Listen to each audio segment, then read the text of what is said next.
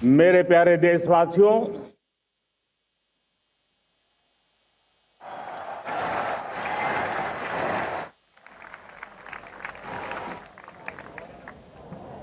आजादी का ये महापर्व 140 करोड़ संकल्पों का पर्व है। आजादी का ये पर्व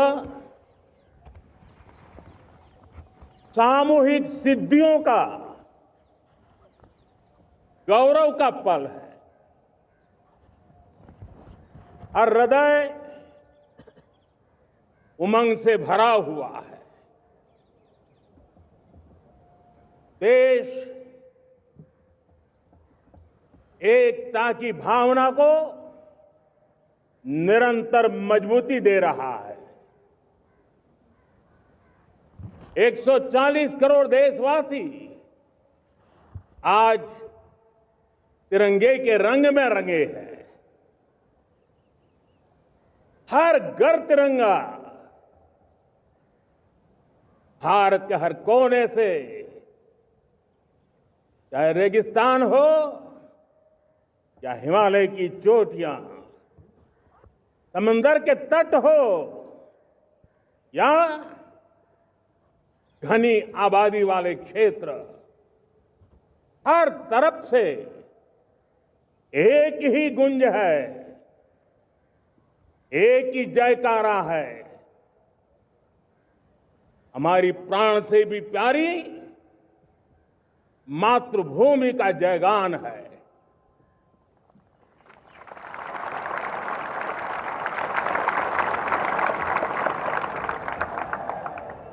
मेरे प्यारे देशवासियों, सन 47 में अनंत संभावनाओं के साथ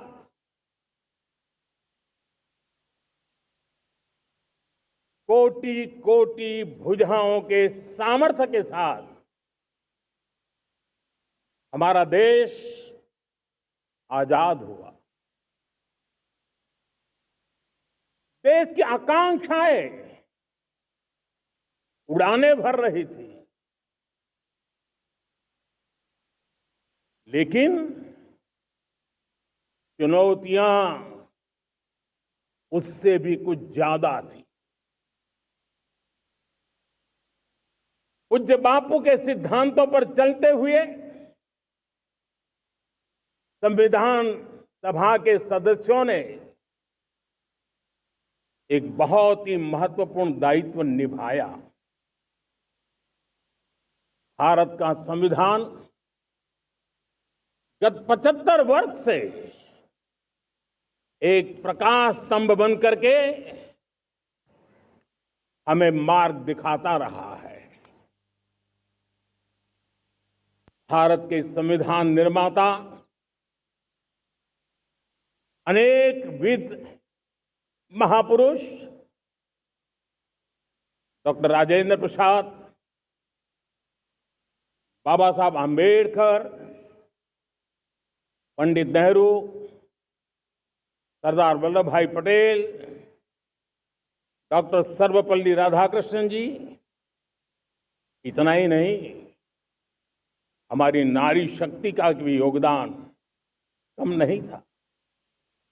हंसा मेहता जी, दाक्षायणी, वेलायुधन जैसी विदुषियों ने भी भारत के संविधान को सशक्त करने में अपनी भूमिका निभाई थी। मैं आज लाल किले की प्राचीर से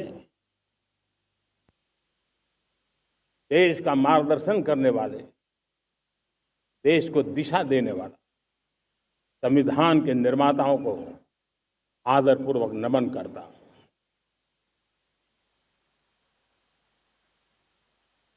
मेरे प्यारे देशवासियों, हम आज डॉक्टर श्यामा प्रसाद मुखर्जी की 125वीं जयंती भी मना रहे हैं। डॉक्टर श्यामा प्रसाद मुखर्जी भारत के संविधान के लिए बलिदान देने वाले देश के पहले महापुरुष थे। संविधान के लिए बलिदान, धारा 370 की दीवार गिराकर एक देश एक संविधान के मंत्र को जब हमने साकार किया तो हमने डॉक्टर श्यामा प्रसाद मुखर्जी को सच्ची श्रद्धांजलि दी। लाल किले पर आज कई विशेष महानुभाव उपस्थित हैं। दूर सुदूर गांव के पंचायतों के सदस्य हैं, ड्रोन दीदी के प्रतिनिधि हैं, लखपति दीदी की प्रतिनिधि हैं, खेल जगत से जुड़े लोग हैं, राष्ट्र जीवन में कुछ न कुछ देने वाले यहां महानुभाव उपस्थित हैं। एक प्रकार से यहां मेरी आंखों के सामने मैं लघु भारत के दर्शन कर रहा हूं और टेक्नोलॉजी के माध्यम से विशाल भारत के साथ भी आज लाल किला जुड़ा हुआ है और टेक्नोलॉजी के माध्यम से विशाल भारत के साथ भी आज लाल किला जुड़ा हुआ है। मैं आजादी के इस महापर्व पर देशवासियों का, विश्व भर में फैलाए हुए भारत प्रेमियों का, हमारे मित्रों का हृदय से बहुत बहुत अभिनंदन करता हूं। साथियों, प्रकृति हम सब की परीक्षा ले रही है। पिछले कुछ दिनों में प्राकृतिक आपदाएं, भूस्खलन, बादलों का फटना, न जाने कितनी कितनी आपदाएं हम झेल रहे हैं। पीड़ितों के साथ हमारी संवेदना है। राज्य सरकारें और केंद्र सरकार मिलकर के बचाव के काम, राहत के काम, पुनर्वसन के काम में पूरी शक्ति से जुटे हुए हैं। साथियों, आज 15 अगस्त का एक विशेष महत्व भी मैं देख रहा। मुझे बहुत गर्व हो रहा है कि आज मुझे लाल किले की प्राचीर से ऑपरेशन सिंदूर के वीर जाबाजों को सैल्यूट करने का अवसर मिला है।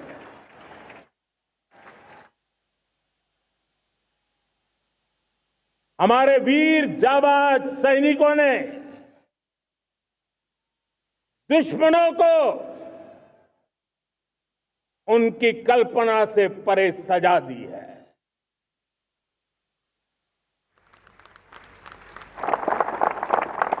और इस अपील को पहलगाम में सीमा पार से आतंकियों ने आकर के जिस प्रकार का कत्ले आम किया, धर्म पूछ करके लोगों को मारा गया। पत्नी के सामने पति को गोलियां दी, बच्चों के सामने अपने पिता को मौत के घाट उतार दिया गया। पूरा हिंदुस्तान आक्रोश से भरा हुआ था। पूरा विश्व भी इस प्रकार से संहार से चौंक गया था। मेरे प्यारे देशवासियों, ऑपरेशन सिंदूर उसी आक्रोश की अभिव्यक्ति है।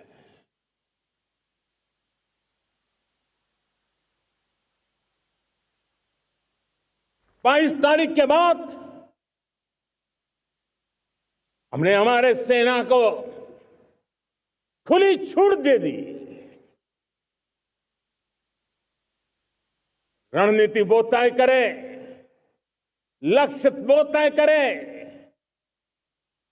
समय भी वो चुने और हमारी सेना ने वो करके दिखाया जो कई दशकों तक कभी हुआ नहीं था। सैकड़ों किलोमीटर दुश्मन की धरती पर घुस करके आतंकी हेडक्वार्टर्स को मिट्टी में मिला दिया, आतंकी इमारतों को खंडहर बना दिया।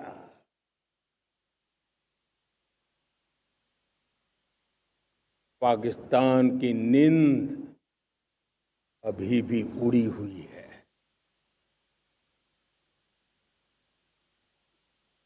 पाकिस्तान में हुई तबाही इतनी बड़ी है कि रोज नए नए खुलासे हो रहे हैं, नई नई जानकारियां आ रही हैं।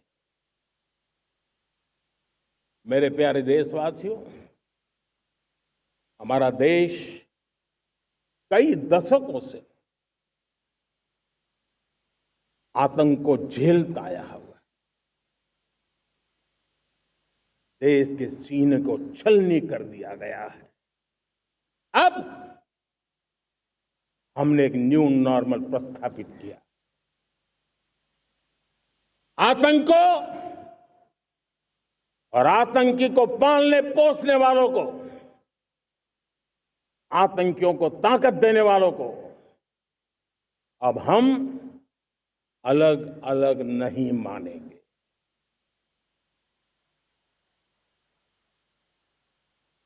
वो मानवता के समान दुश्मन है, उनके बीच कोई फर्क नहीं है। अब भारत ने तय कर लिया है कि न्यूक्लियर की धमकियों को अब हम सहने वाले नहीं हैं। न्यूक्लियर ब्लैकमेल लंबे अरसे से चलाया, अब वो ब्लैकमेल नहीं सहा जाएगा।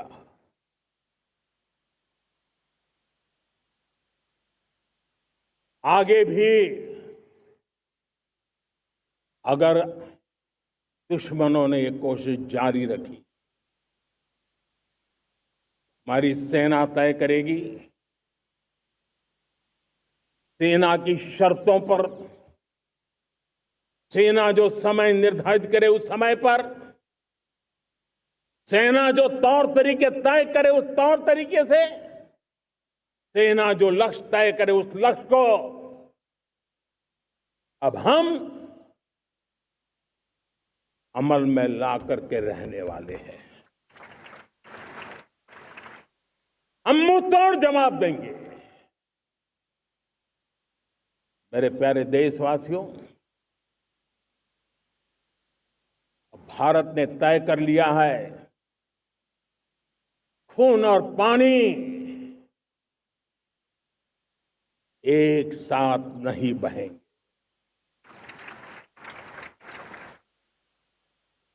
अब देशवासियों को भली भांति पता चला है कि सिंधु का समझौता कितना अन्यायपूर्ण है, कितना एक तरफा है। भारत से निकलती नदियों का पानी दुश्मनों के खेत को सींच रहा है और मेरे देश के किसान, मेरे देश की धरती पानी के बिना प्यासी है।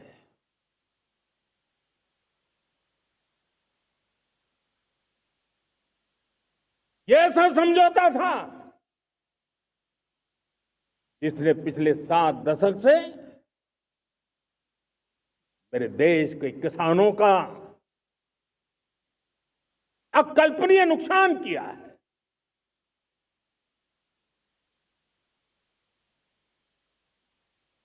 अब हिंदुस्तान के हक का जो पानी है उस पर अधिकार सिर्फ और सिर्फ हिंदुस्तान का है, हिंदुस्तान के किसानों का है।